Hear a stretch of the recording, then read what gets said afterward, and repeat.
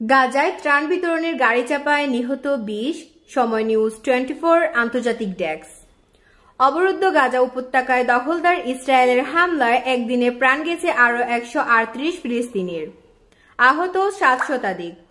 এর মধ্যে ভয়াবহ মানবিক বিপর্যয়ের মধ্যে আশার আলো নিয়ে প্রবেশ করা ত্রাণের গাড়ির নিচে চাপা পড়ে প্রাণ গেছে ২০ জনের। এদিকে উপত্যকা পুরোপুরি দখলে নিতে নেতানিয়াহুর পরিকল্পনা নিয়ে চলছে আলোচনা সমালোচনা। আজ বৃহস্পতিবার ৭ আগস্ট এক প্রতিবেদনে এই তথ্য দিয়েছে ব্রিটিশ সংবাদ মাধ্যম বিবিসি। ইসরায়েলের প্রতিরক্ষা মন্ত্রী বলেছেন, গাজায় সামরিক পদক্ষেপ নিয়ে চূড়ান্ত সিদ্ধান্ত প্রতিরক্ষা বাহিনী বাস্তবায়ন করবে। আর এই পরিকল্পনাকে চরম ভুল হিসেবে আখ্যা দিয়েছেন বিরোধী দলীয় নেতা ইয়াইর লাপিদ। এদিকে গাজা দখল এ যুদ্ধ সম্প্রসারণ পরিকল্পনার বিরোধিতায় দেশে দেশে চলছে বিক্ষোভ। বিশ্বজুড়ে চাপ থাকলেও যুক্তরাষ্ট্রের সমর্থনে গাজায় হত্যাযজ্ঞ চালিয়ে যাচ্ছে ইসরায়েল। উপত্যকার স্বাস্থ্য মন্ত্রণালয় জানায়, গত একদিনে দখলদার বাহিনীর হামলায় শতাধিক নিহত ও ৭ শতাধিক আহত হয়েছেন। আহতদের অনেকের অবস্থাও গুরুতর। ধ্বংসস্তূপের নিচে এখনো আটকা আছেন অনেকে। আন্তর্জাতিক চাপে পড়ে অনাহারে থাকা ফিলিস্তিনের জন্য ত্রাণ প্রবেশ করতে দিতে কয়েকদিন আগে রাজি হয় ইসরায়েল। মিশরের রেড ক্রিসেন্ট সোসাইটি জানিয়েছে, অবরোধ তুলে নেওয়ার পর রাফা সীমান্ত দিয়ে গত ২ সপ্তাহে প্রায় ১,০০০ ত্রাণের ট্রাক গাজায় প্রবেশ করেছে। আগামী ৩ মাসে কতবার তাপপ্রবাহ আসবে জানালো আবহাওয়া অধিদপ্তর। সময় নিউজ 24 ডেস্ক। আগামী ৩ মাসের জলবায়ু পূর্বাভাসে দেশে দিন ও রাতের তাপমাত্রা স্বাভাবিক অপেক্ষা থেকে বেশি থাকা বার্তা দিয়েছে আবহাওয়া অধিদপ্তর। আগস্টের শুরুতে ৩ মাসের জলবায়ুর পূর্বাভাস দেওয়া হয়েছে। এতে বলা হয়, দেশে স্বাভাবিক বৃষ্টিপাত হতে পারে। এ সময় দিন ও রাতের তাপমাত্রা স্বাভাবিক অপেক্ষা বেশি থাকতে পারে। এ সময়ে বিচ্ছিন্নভাবে দেশে ৩ থেকে ৫টি মৃদু ৩৬ থেকে ৩৭ ডিগ্রি ৯ সেলসিয়াস থেকে মাঝারি ৩৮ থেকে ৩৯.৯ ডিগ্রি সেলসিয়াস ধরনের তাপপ্রবাহ বয়ে যেতে পারে বলেও পূর্বাভাসে জানানো হয়। লঘুচাপ ও নিম্নচাপ নিয়ে বার্তায় জানানো হয়, বঙ্গোপসাগরে ৩ থেকে 5টি লঘুচাপ সৃষ্টি হতে পারে। এর মধ্যে ১ থেকে ২টি মৌসুমী নিম্নচাপে পরিণত হতে পারে ও এ সময়ে দেশে ১০ থেকে ১৫ দিন বিজলি সহ বজ্রবৃষ্টিও হতে পারে। প্রধান শিক্ষকদের নিয়োগে সুখবর দিলেন প্রধান উপদেষ্টা। সময় নিউজ 24 ডেস্ক। সরকারি প্রাথমিক বিদ্যালয়ের শূন্য পদগুলোতে প্রধান শিক্ষক নিয়োগ নিয়ে সুখবর দিয়েছেন প্রধান উপদেষ্টা ডক্টর মোহাম্মদ ইউনূস।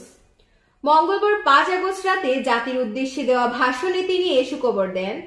শিগগিরই ৬,৫০০ শূন্য প্রধান শিক্ষক পদে নিয়োগ দেওয়া হবে বলে জানিয়ে প্রধান উপদেষ্টা বলেন, প্রধান শিক্ষকদের বেতন স্কেল ইতিমধ্যে ১০ম গ্রেডে উন্নীত হয়েছে।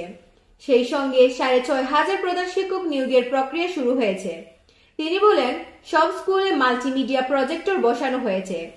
যেসব এলাকায় এখনো বিদ্যুৎ পৌঁছায়নি সেখানে সংযোগ দেওয়ার কাজ চলমান। পাশাপাশি নতুন স্কুল ভবন নির্মাণে নারী স্থপতিদের অন্তর্ভুক্ত করা হচ্ছে। তিনি আরো বলেন, প্রাথমিকের পড়াশোনার পদ্ধতিগত পরিবর্তনের দিকেও আমরা মনোযোগ দিচ্ছি। সব স্কুলে ইন্টারনেট সংযোগ ও মাল্টিমিডিয়া শ্রেণীকক্ষ তৈরির নির্দেশ দেওয়া হয়েছে। পার্বত্য চট্টগ্রামের কমপক্ষে ১০০টি স্কুলে বছরের মধ্যেই ই লার্নিং চালু হবে। ঢাকা চট্টগ্রামের অভিজ্ঞ শিক্ষকরা প্রযুক্তির সহায়তায় এসব স্কুলে শিক্ষকতা করে সেখানকার শিক্ষক ঘাটতি পূরণ করবেন।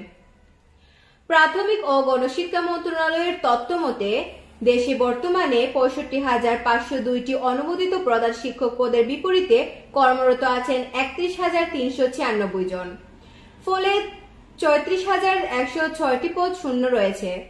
এর মধ্যে সরাসরি নিয়োগযোগ্য পদ ২,৬৪৭টি। ১০ ভাগ সংরক্ষণ বাদ দিয়ে অবশিষ্ট ২,৩৮২টি পদে সরাসরি নিয়োগের জন্য বাংলাদেশ সরকারি কর্ম কমিশনের পিএসসি কাছে চাহিদাপত্র পাঠানো হয়েছে। শিগগিরই এ বিষয় নিয়ে বিজ্ঞপ্তি প্রকাশ করা হবে। এছাড়া সহকারী শিক্ষক পদ থেকে পদোন্নতির মাধ্যমে ৩১,৪৫৯টি পদ পূরণের পরিকল্পনাও রয়েছে, যা একটি চলমান সিভিল আপিল মামলা নিষ্পত্তির পর কার্যকর হবে। থাইল্যান্ড যাওয়ার ভিসা ফি বাড়ানো হচ্ছে। সময় নিউজ 24 ডেস্ক। বাংলাদেশিদের জন্য থাইল্যান্ডের ভিসা ফি বাড়ছে। ১ সেপ্টেম্বর ২০২৫ থেকে নতুন এই ফি কাঠামো কার্যকর হবে বলে জানিয়েছেন ঢাকার রয়্যাল থাই এম্বাসি।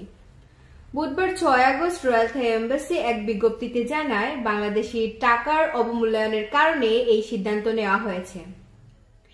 31 আগস্ট পর্যন্ত যারা ফি পরিশোধ করবেন তারা আগের হার অনুযায়ী টাকা দেবেন।